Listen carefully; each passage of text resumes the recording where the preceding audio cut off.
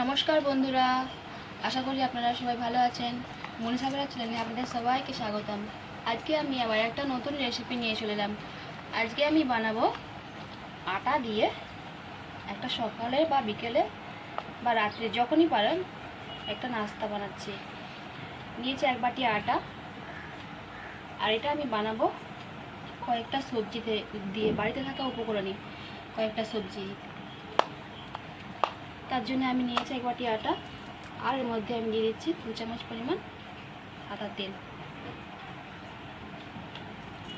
আর এতে অল্প একটু পরিমাণ নুন দিয়ে এটা আমি মেখে নেবো ভালো করে। তেলটা নুনটা ভালো করে মিশিয়ে দিচ্ছি। তারপর এটাকে আস্তে আস্তে আমি জল দিয়ে একটা ডো বানিয়ে নেব।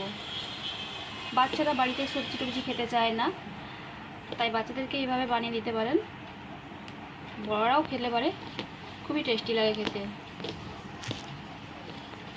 তেলটা আমার নুনটা মেশানো হয়ে গেছে আটার মধ্যে। এবার আমি আস্তে আস্তে জল দিয়ে এটাকে একটা ডো বানিয়ে নেব।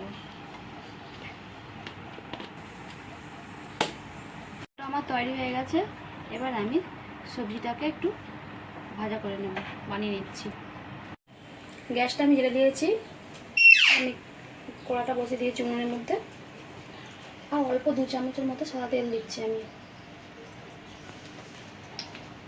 দিয়ে আমি যে সবজি দিয়ে পরোটা বানাবো তার জন্য নিয়েছি আমি বিনস কলাই, গাজর একটুখানি, ক্যাপসিকাম, পেঁয়াজ কোচানো, কাঁচা লঙ্কা কোচানো, টমেটো, আর 2-4টে রসুনের কোয়া, আর একটুখানি আদা রসুনটাকে একটু গ্রেডার করে গ্রেড করে নেব।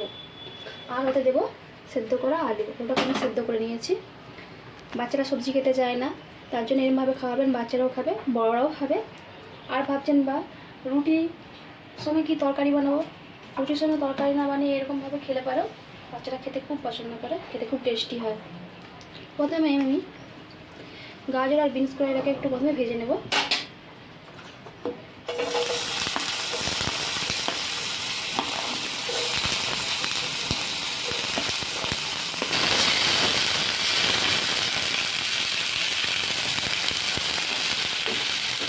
আমি ভালো করে একটু ভেজে নিচ্ছি।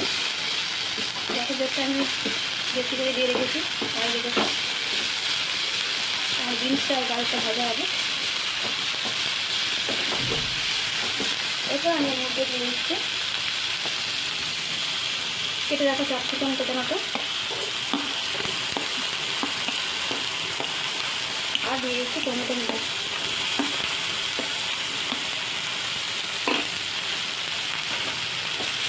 ভালো করে আমাকে একটু দিয়ে দিচ্ছি। ভাজা ভাজা হয়ে এসছে সবজিগুলো। এরপর আমি এর মধ্যে দিয়ে দিচ্ছি গ্রেট করা আদা রসুনটা দিয়ে একটু ভালো করে নেড়ে করে ভেজে নেব, মিশিয়ে নেবার মধ্যে। তারপর আমি দিয়ে দিচ্ছি কেটে রাখা কয়েকটা কাঁচা লঙ্কা কুচি। বাচ্চারা খাবে তাই অল্প ঝাল দিয়ে দরকার। আর দিয়ে দিচ্ছি লাস্টে পেঁয়াজ কোচানোটা। একটা পেঁয়াজকে আমি কেটে রেখেছিলাম, ছোটো ছোটো করে কেটে কুচিয়ে রেখেছিলাম।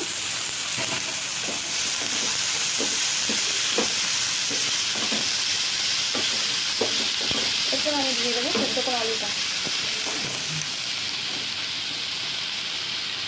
সেদ্ধ আলুটা দিয়ে দিচ্ছি এর মধ্যে। আমি 2টো আলু সেদ্ধ করেছিলাম। আমি এগুলো কড়ার মধ্যেই এরকমভাবে ভেঙে নিচ্ছি খুন্তি দিয়ে, দিয়ে এটা ভালো করে মিশিয়ে নেব সবজিগুলোর সাথে।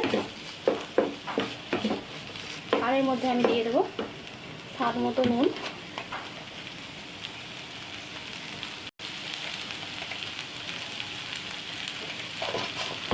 দিয়ে ভালো করে এটা মিশিয়ে নিচ্ছি সবজিগুলোর সাথে।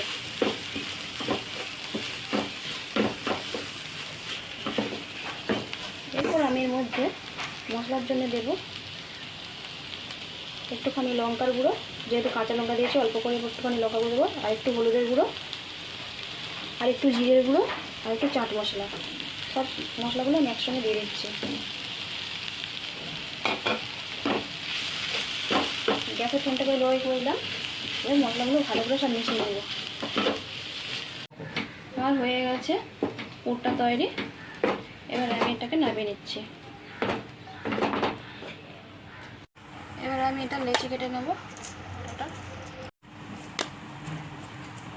লেচিগুলো আমি এরকম সাইজে করেছি। এবার ওগুলো একটু ময়দা ছড়িয়ে ওগুলো আমি বেলে নেব। পাতলা করে রুটির মতোই বেলে নেব।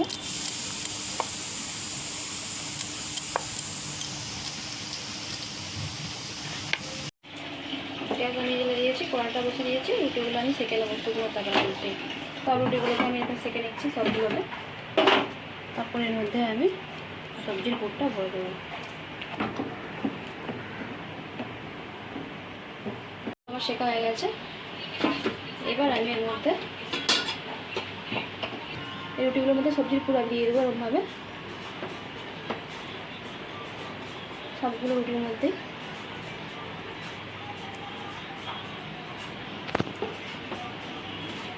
তারপর এরকমভাবে ভাঁজ করে দেবো, দিয়ে সব রুটিগুলো এরকমভাবে তৈরি করে দিচ্ছি পুর দিয়ে। অল্প পরিমাণ তেল দিয়ে আমি রুটিগুলোকে একটু ভেজে নেবো। এবার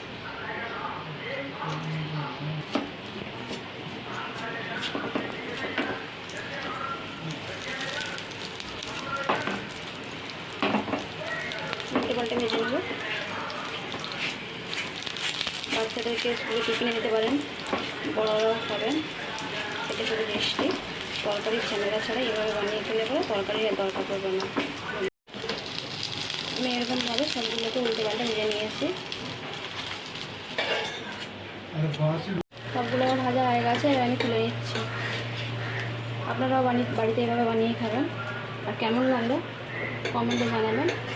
আর আমার চ্যানেল লাইক, কমেন্ট ও শেয়ার করবেন নতুন ভিডিও পাওয়ার জন্য। আর এতক্ষণ পর্যন্ত আমার সাথে থেকে ভিডিওটা দেখার জন্য অসংখ্য ধন্যবাদ।